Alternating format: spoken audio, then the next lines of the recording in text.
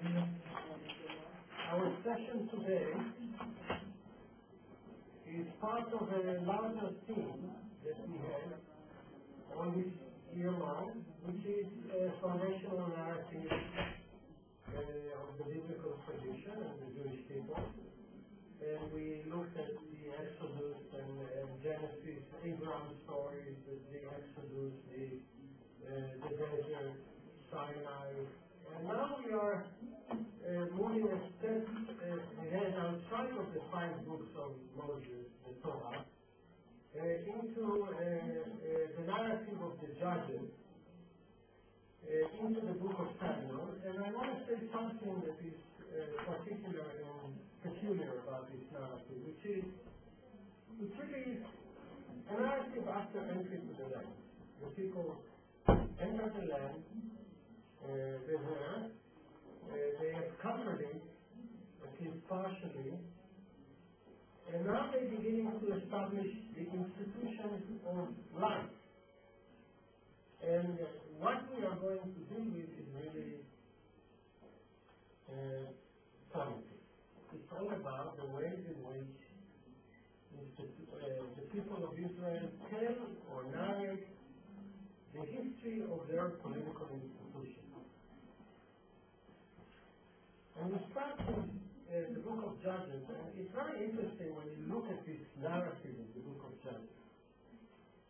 The whole story has the following structure. There are some people around in the midst of Israel that Israel is not controlling. And from time to time, they manage to enslave and conquer part of Israel or all of Israel. We're talking about the Ammonites, the Moabites, the Plishtim, the Philistines, and the Midianites, and they control Israel, and then there comes a Savior who is inspired by God, and he saves the people. He calls upon the tribe or all of them to join him in the war.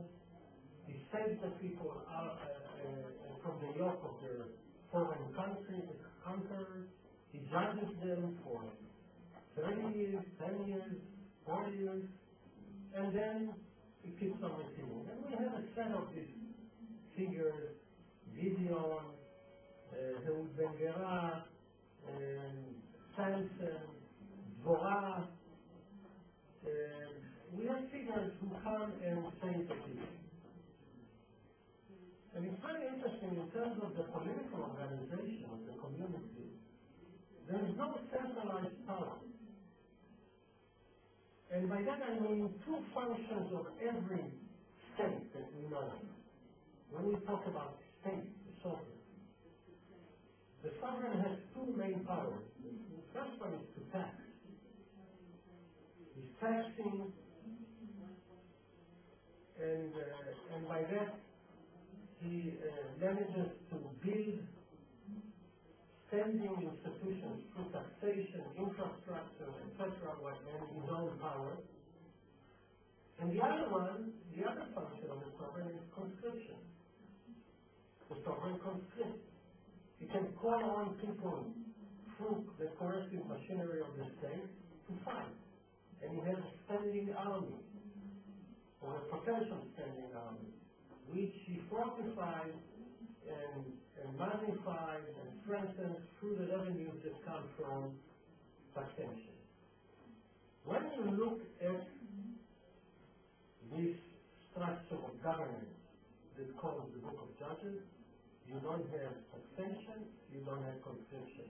Basically, what you have is, in Max Weber's term, you have pure leadership by charisma. Pure charisma, no institution.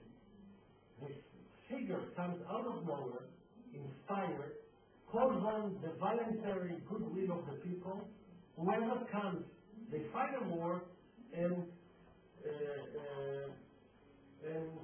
they free themselves. I want to say, this structure means that there is no standing army, and there is a military disadvantage vis-a-vis the enemies around, because in order to have an army of